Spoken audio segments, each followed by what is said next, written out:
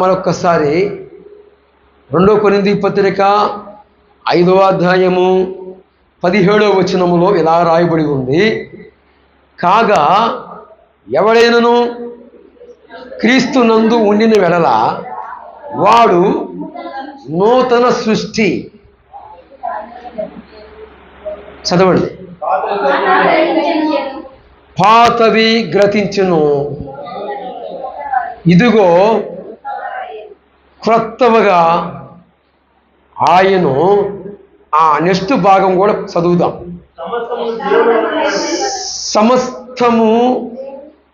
సమస్తము దేవుని వలనే. చక్కగా చదవాలి, స్పెల్లింగ్ మిస్టేకులు.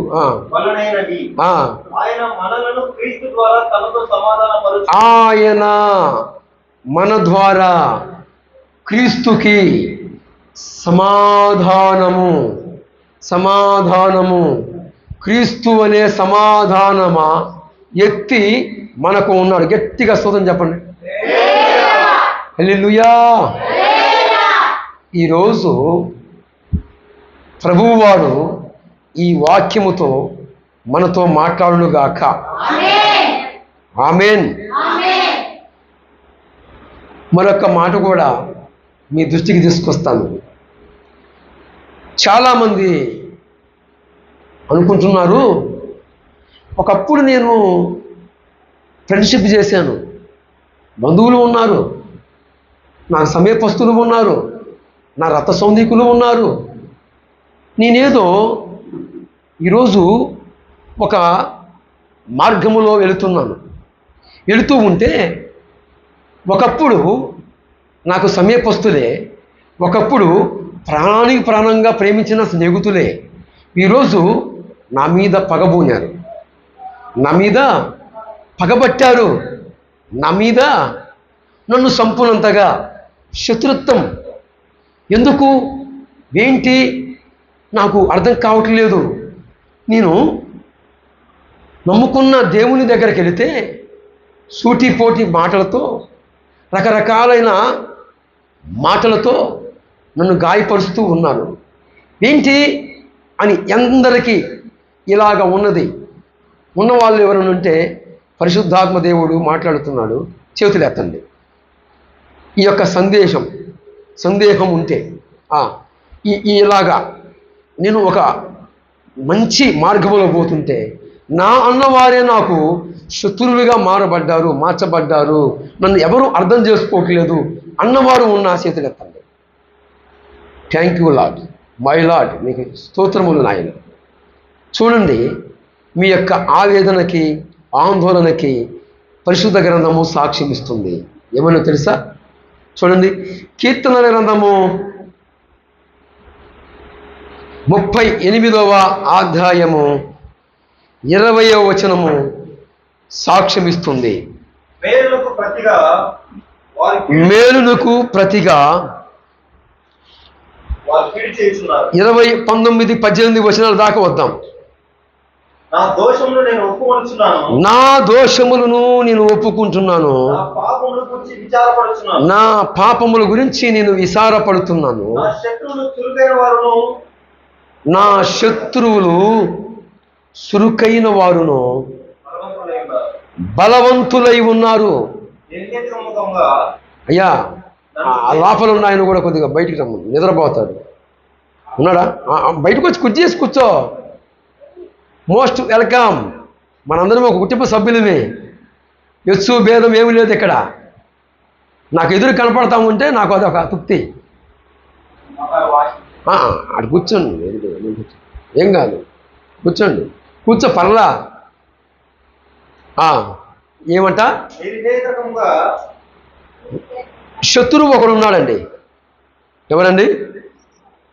శత్రువు ఒకడున్నాడు. ఈ లోకములో మనుషులందరం అనుకుంటున్నాం, ఏదో ఇరుగువారు పొరుగువారు మనల్ని చూసి వారవలేని వారు, వారిని బట్టి మనమేమనుకుంటున్నాం, శత్రువు అనుకుంటున్నాం. కాదు, వారు కాదు. ఈ భూలోకములో ఒకరికి ఎవరు శత్రువులు లేరు, కానీ క్రీస్తు యేసు ప్రేమను బట్టి నీ పొరుగువాన్ని ప్రేమించమని ఉన్న ఆజ్ఞ. అవునా? మరి మనకు శత్రువు ఉన్నాడట అంటున్నాడు దావీదు భక్తుడు. ఏమంటున్నాడు?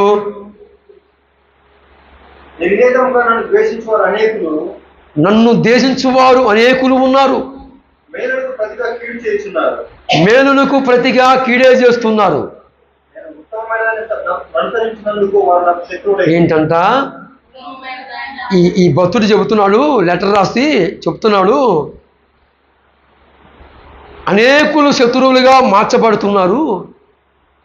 నేను మేలు చేశాను, వాళ్ళు నాకు కీడే చేస్తున్నారు. ఎంతగా అంటే నన్ను సంపునంతగా. ఎంతగా? నన్ను సంపునంతగా. ఏంటి కారణం? నువ్వు అనుకుంటున్నావు కదా, నేనేదో నాకు తెలిసిన మార్గంలో పోతే ఒకడు వస్తాడు,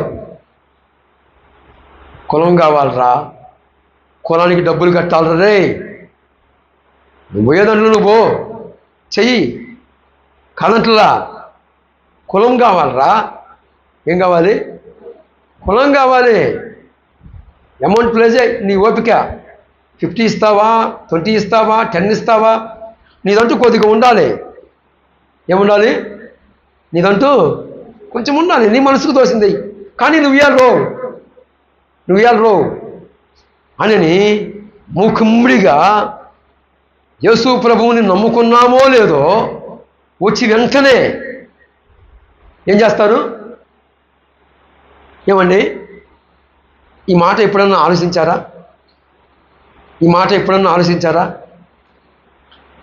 మేలునికి ప్రతిగా వారు నాకు కీడే చేస్తున్నారు. ఎందుకు చేస్తున్నారు? ఉత్తమమైన దానిని నేను నమ్ముకున్నాను కనుక. గట్టిగా స్తోత్రం చెప్పండి, చెప్పలు కొట్టి ప్రభువుని మహిమపరచండి. ఏంటంట? మనము ఉత్తమమైన దానిని ఎంచుకున్నాము కనుక శత్రువు కన్నట మన మీద ఉన్నదట. ఈరోజు శత్రు బలమంతటికి మనకి అధికారం ఇవ్వబడి ఉంది. ఎవరి మీద? శత్రువు బలమంతటి మీదను మనము అధికారం పొంది ఉన్నాం. హల్లెలూయా, హల్లెలూయా. ఈరోజు క్రీస్తునందు ఉన్న మీకు దేవుడు చెప్పమున్న మాట ఏంటంటే, మీరు నూతన సృష్టి. నూతన సృష్టి. పాతవి అన్నీ కూడా గతించిపోయాయి. ఈరోజు ఈ ప్రాంతంలో ఉన్నవారు కనుక, నాకు సమీపస్తుల్లో ఉన్నవారు కానీ, నాకు దూరస్తులుగా ఉన్నవారు కానీ, ఈ శబ్దం యంత్రము ద్వారా ఎందరైతే ఉన్నారో, వింటున్నారో, మీ అందరికీ ఒక శుభవార్త. మీ పాత రోజులన్నీ, మీ పాత జీవితం అంతా కూడా సమాధి చేయబడి ఉంది. క్రీస్తు నందు నూతన సృష్టిగా, క్రొత్త సృష్టిగా మార్చబడి ఉన్నారు. ఆమేన్. గుర్తుపెట్టుకోండి, ఈరోజు మొట్టమొదట మాట, క్రీస్తునందు మీరు నూతన సృష్టి. మీ జీవితాలు గత కాలాల్లో తెలిసినవి తెలియనివి అన్నీ ఏమయ్యాయి? పాతవన్నీ కూడా ఇక లేదు. ఇక ఏమి చేయబడ్డారు మీరు? క్రీస్తు యేసు నామమును బట్టి నూతన సృష్టిగా మార్చబడ్డాం. హల్లెలూయా. ఇంతవరకు అర్థమైందా? నా భాష అర్థమవుతుందా? అర్థమవుతుందా?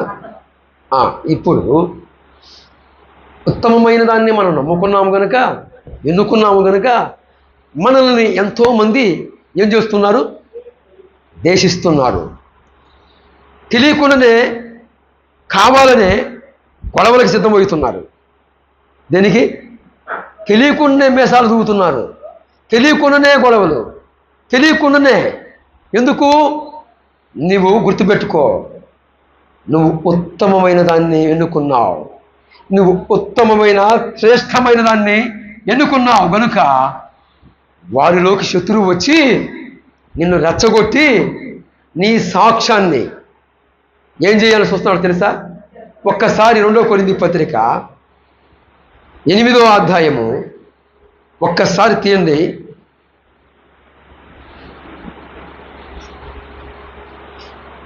అంటాడు. 8వ అధ్యాయము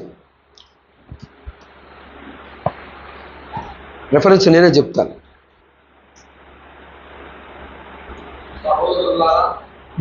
21వ వచనం చదవండి. ఏలయనగా ప్రభు దృష్టి యందు మాత్రమే గాక మనుషుల దృష్టి యందును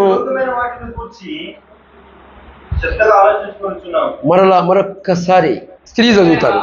ఏలయనగా ప్రభు దృష్టి యందు మాత్రమే గాక మనుషుల దృష్టి యందును